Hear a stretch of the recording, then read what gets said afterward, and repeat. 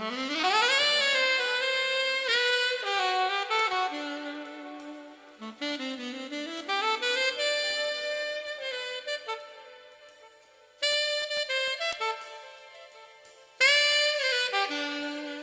et sa société, votre magazine sur Radio Passé.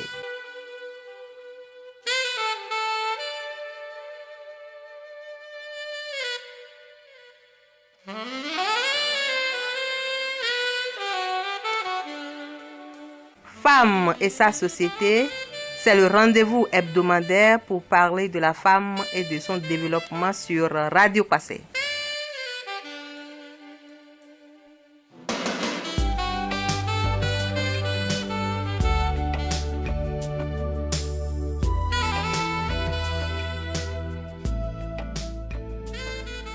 Les violences faites aux femmes et aux filles restent et demeurent une triste réalité malgré les nombreuses actions de lutte et de répression enclenchées par les partenaires au développement, le gouvernement et les ONG depuis plusieurs années. Avec des conséquences indélébiles sur les victimes, plusieurs causes entravent la réussite de cette lutte. Pour prouver leur attachement à ce combat, Dame Geneviève Derwindi, accompagnée des groupements de femmes, ont choisi de donner un cri de cœur pour associer les têtes couronnées à cette lutte lors de la célébration de la Journée internationale de la femme.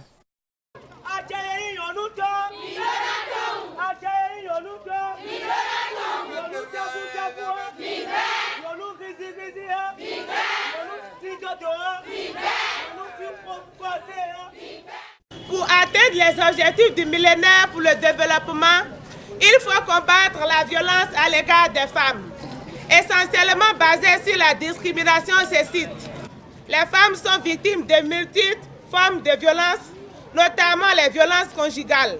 Vu la Charte africaine des droits de l'homme et des peuples, vu la Convention relative aux droits de l'enfant, vu la Constitution du Bénin, vu le Code des personnes et de la famille, et considérant la persistance des violences psychologiques exercées sur les femmes, considérant le viol conjugal, les agressions et atteintes sexuelles, considérant les maltraitances visibles et toute forme de violence dont les femmes et les filles dans nos milieux de vie sont quotidiennement victimes, considérant la banalisation des violences et mauvais traitements faits aux femmes et aux filles, même par certains acteurs chargés de dire le droit. Nous venons vous exhorter, décourager toutes les formes de violence, mauvais traitement à l'égard des femmes, promouvoir l'épanouissement de l'autonomisation de la femme, décourager et faire sanctionner la violation des textes protégeant les femmes et les filles dans notre pays, encourager et appuyer des actions de mobilisation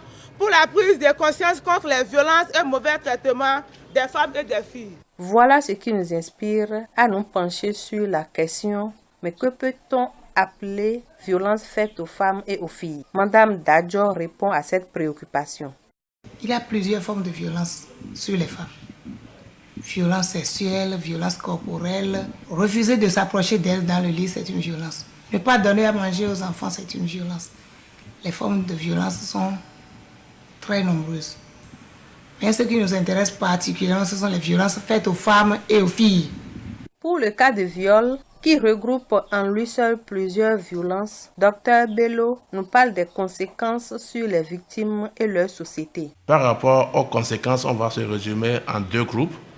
Sur le plan même santé, et ça peut laisser des infections parce que ces hommes-là qui abusent, donc il peut y avoir des infections sexuellement transmissibles qui peuvent même évoluer vers le sida parce que la plupart des auteurs sont des drogués. Donc il a les IST, il a le VIH-Sida qui peut arriver et même des lésions traumatiques. Et nous avons eu des plaies, il a eu même des cas de déchirure, de dôme vaginal que nous avons connus. Le second groupe de problèmes qu'on peut avoir, c'est qu'il a des problèmes quand même d'ordre psychique. Et ces jeunes filles ou femmes qui sont traumatisées ont des traumatismes, moralement elles sont traumatisées et de façon psychique. Donc il y a même des gens qui peuvent connaître les dépressions.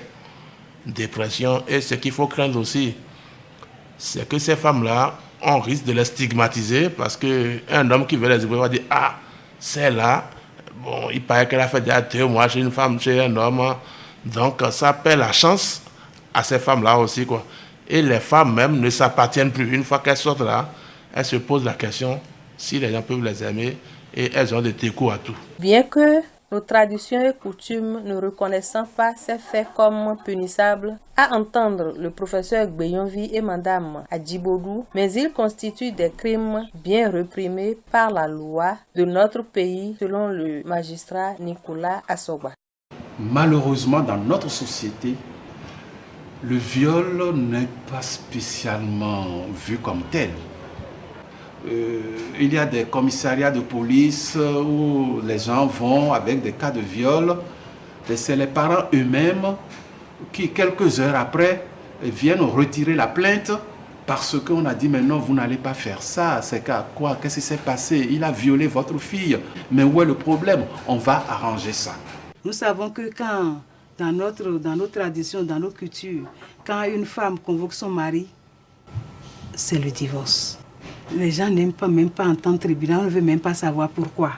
Cette femme-là ne mérite plus de rester dans la famille. Nous le savons, mais il y a des cas pour lesquels on ne peut pas lésiner. La sanction doit tomber. Les textes de loi sont là et toutes les violences faites aux femmes pourraient, à un moment ou à un autre, être répréhensibles. Je prends par exemple le viol, c'est classique. C'est une infraction à la loi pénale punissable depuis des lustres et d'une peine d'emprisonnement de 5 à 20 ans. Je vois les coups et blessures volontaires, par exemple, et quelle que soit la personne sur laquelle c'est exercé, c'est répréhensible. Même les formes les plus bénignes des coups et blessures volontaires, c'est-à-dire les violences et voies de fait, sont répréhensibles. Ça dépend de la politique pénale du moment. Maintenant qu'on veut décourager le phénomène, on peut demander aux personnes chargées de fixer la politique pénale et de punir ou d'inviter à punir plus fort ces infractions-là.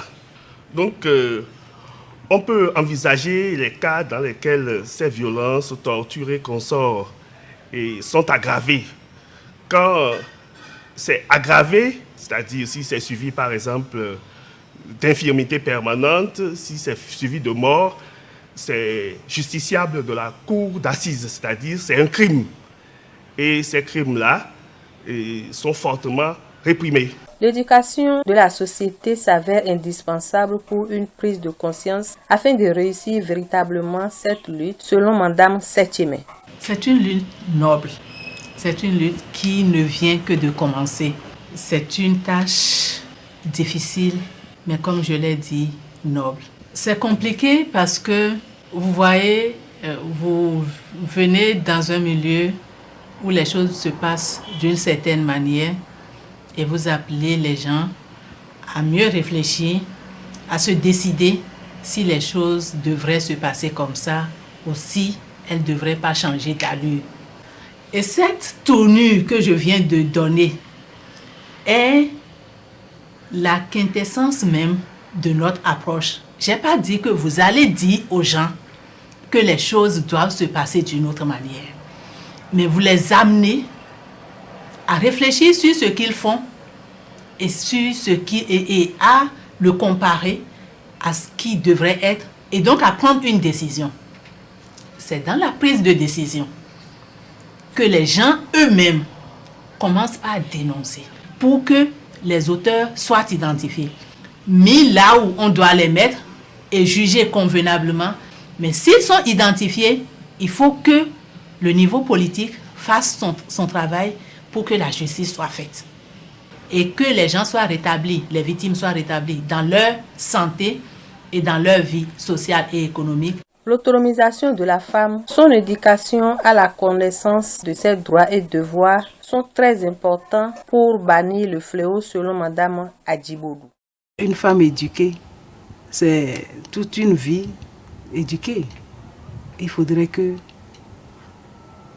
l'État, comme il le fait, favorise la scolarisation et des garçons et des filles pour qu'à long terme, les gens puissent comprendre, étudier, lire le droit et comprendre qu'il y a des choses qu'il ne faudrait pas faire.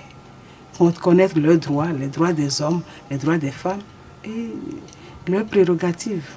Il faudrait que chaque femme puisse œuvrer à se suffire. C'est capital. Parce que tant que vous ne pouvez pas vous nourrir et attendre que l'homme vous nourrisse, quel que soit son comportement, vous ne pouvez rien. Parce que si vous réagissez, vous restez à jeun. Et ça, c'est des cas concrets que nous rencontrons. Ils cessent de donner la popote. Ils quittent même la maison. Et vous n'avez aucun emploi. Vous ne faites rien. Vous devenez quoi? Vous suppliez encore par rapport, je ne sais pas, aux blessures que vous devez soigner. Donc, c'est capital que chaque femme doit faire l'effort pour avoir une indépendance économique. Nous n'avons jamais une indépendance totale parce que nous avons toujours besoin de nos époux, de leur contribution. Mais il y a le minimum qu'il faut avoir. Associés à cette lutte, les têtes couronnées ayant perçu la nécessité de ce combat s'engagent fermement à éradiquer le mal et c'est à leur porte-parole de prodiguer des conseils aux femmes pour réduire les violences. Nous devons respectueusement respecter ces femmes, nos mamans, nos sœurs, nos grands-mères, nos arrière-grands-mères qui nous ont donné vie parce que ce n'est pas facile de monter sur la table d'accouchement. C'est entre la mort et la vie. Et en cela, nous devons reconnaître tous ces mérites à ces femmes. Par conséquent, les violences faites aux femmes, Sa Majesté est hostile, farouche, méchant. Lorsqu'on est en train de manipuler une femme, lorsqu'on est en train de maltraiter une femme, lorsqu'on est en train d'envoyer une femme, une fille, un enfant, disons, en mariage, on ne peut pas les soumettre comme ça. Soumettre les petites filles à des manœuvres que nous ne pouvons jamais accepter. Je pense que Sa Majesté est derrière vous et vous soutient. À vous les femmes, nous voulons vous demander quelque chose. Avec tout le respect que nous vous devons, nous demandons à ces femmes de se vendre à travers leur dignité, à travers le travail, à travers le respect à leur mari, à travers le respect de la population, à travers leur ardeur au travail. Et tout ceci amènera à vous respecter. Mes sœurs, mes femmes, mes enfants, soyez-en rassurés, vous avez le soutien ferme de Sa Majesté. Ceux qui ont le mérite de maltraiter les femmes, de faire des femmes ce qu'ils veulent, à partir de cet instant, c'est fini. C'est fini et à grand jamais.